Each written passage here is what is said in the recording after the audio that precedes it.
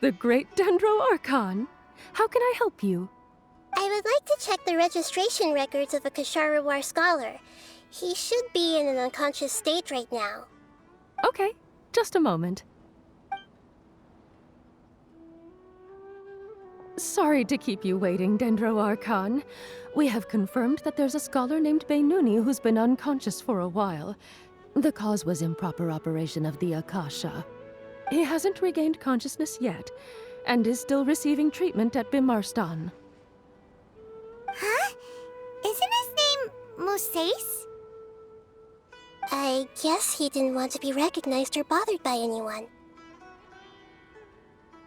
Please, give the knowledge stored in this to the Matra and ask them to import it into Beinuni's brain. Understood. But for safety reasons, I need to know why. It's simple. This contains his consciousness. It's long been trapped inside of a dream. He's committed an act that affected the safety of Sumeru. After he wakes up, I'll inform the General Mahamatra of all the details. I see. I'll take care of this right away.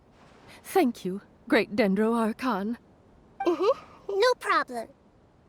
Alright. Everyone should have gathered at the Moment of Dreams by now. Let's head back.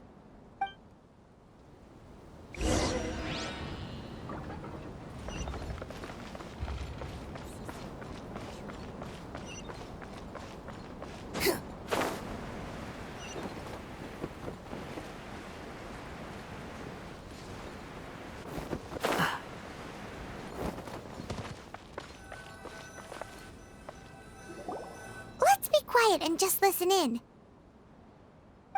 I wonder what she's going to say.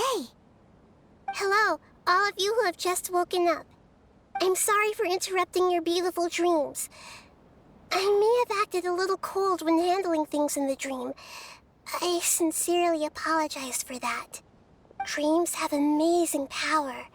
They inspire us to remain resolute in the face of adversity and help those with aspirations achieve their desires. But dreams also have the potential to exploit people, confuse the senses, and distort the truth. Unfortunately, you are all chosen as prey for an elaborate scheme. As I've said before, I am still learning, and cannot fully empathize with the pain of all the loss you've experienced. But just take a good look around you, and you'll see many other people who have had similar experiences. You should be proud that you've been able to gather here and look toward the future together. The path of life is long, and it's hard for us to see the destination. This leads us to ask a lot of difficult questions. What's the meaning of life? What's the purpose of my existence? Why do I keep experiencing pain and loss? Of course, the most comfortable choice is to stop progressing. Give up thinking, and just keep repeating whatever you're already familiar with. Whenever you have such thoughts, just look at the people and things around you. Some people work hard all day so that their families can have a hot meal on the table at night. Some people travel all over the world in order to create art that resonates with all of Teyvat. Some venture in search of the world's secrets to prevent rapidly approaching, yet still unknown, world-shattering catastrophes. Life is not just about yourself. Each and every one of your actions shapes you and the world around you. Look, friends and family will remember what you've done, and even some people you've never met may benefit from your actions. Therefore, many people will strive forward to forge new paths, even if they have to endure great pain to do so.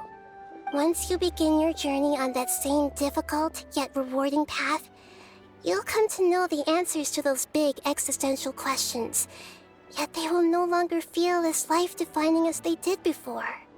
But if you were to believe that life is nothing but an empty, ephemeral dream, then that's also the only thing it'll ever become. You're free to choose how you want to live your lives, but as your Archon, I should first make this information known to everyone.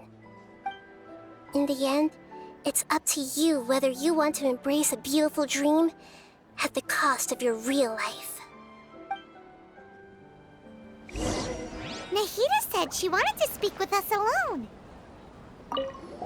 I'm still a little dizzy from sleeping so long. Just give... I'm really glad I reached out to you earlier. Otherwise, we wouldn't have been able to handle this situation on our own. You did a great job as well.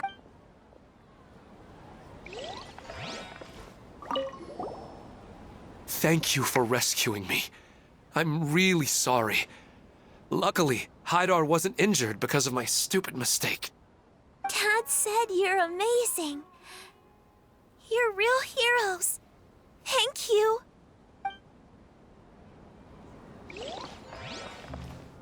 It seems... I discovered that Nasser and I get along pretty well. We both have pretty... It also turns out we both disagreed with a Dendro Archon. One in real life, and one in the dream.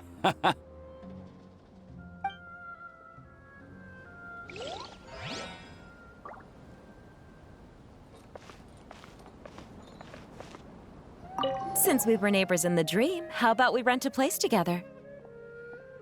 Sounds good. I can't afford a house on my own anyway, but I'm sure life will get better.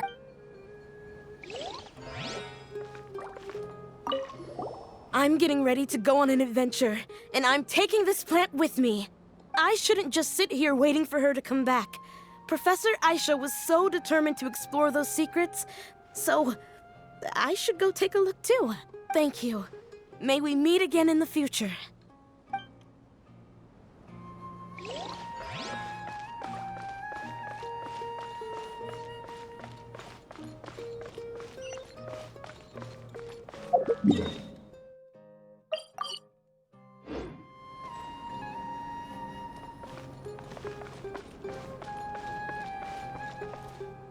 You're amazing, Nahida! Even Paimon was nearly won over by that scholar in that dream. Well, he's very good at manipulating the weaknesses of human nature, but perhaps he himself had fallen prisoner to them long ago. That dream was incredibly beautiful and enticing. Ordinary people couldn't see through it and easily lost themselves within it. But as long as you can still wake up, you can still move forward with your life. Huh? What makes you say that? Right! You said that you didn't understand human feelings, but we saw how considerate you were with all these people. Your speech just now really connected with everyone. You did a good job! Thank you. I've heard a lot of sad stories along this journey, and several of them have touched my heart. You can't say that the victims of the dream really did anything wrong, and what they wanted was also not unreasonable. That's why I could understand them when they tried to resist us and protect the dream. But all of my understanding and stirred feelings probably can't even account for even 1% of the pain they've experienced. I don't think this 1% can be seen as an example of what you call empathy. You're too hard on yourself, that's for sure.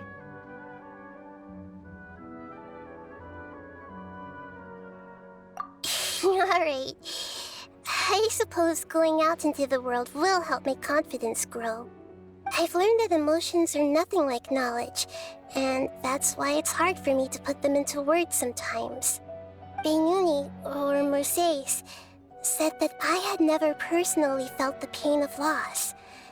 But I have a vague feeling that this isn't true. The moment I entered the dream, I felt like I was wrapped in a blanket of warm feelings.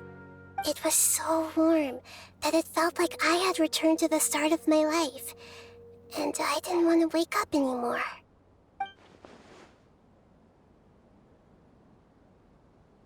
But when I opened my eyes, the feeling was gone without a trace.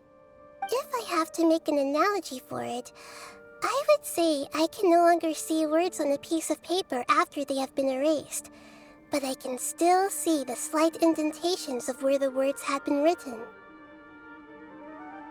But now that I've experienced this dream, I think I can say with confidence that I won't dwell too much on the meaning of that warmth.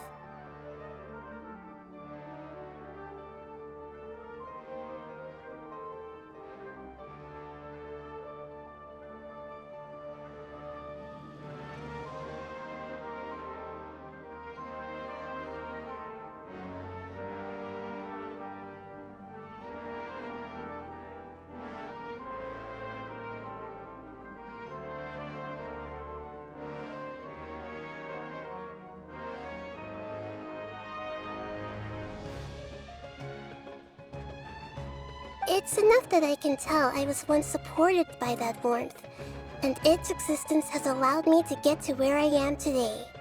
If I dwell too much on its exact nature, I would be putting the cart before the horse. I gave a speech to inspire my people, so if I were to fail to live up to those words myself, then that would be too embarrassing.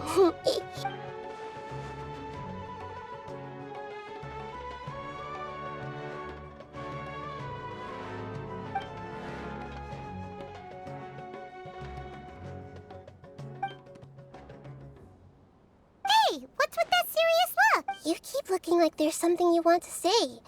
Is there anything you want to tell me? Okay, since we just woke up, let's stretch a little bit. A new day is about to begin.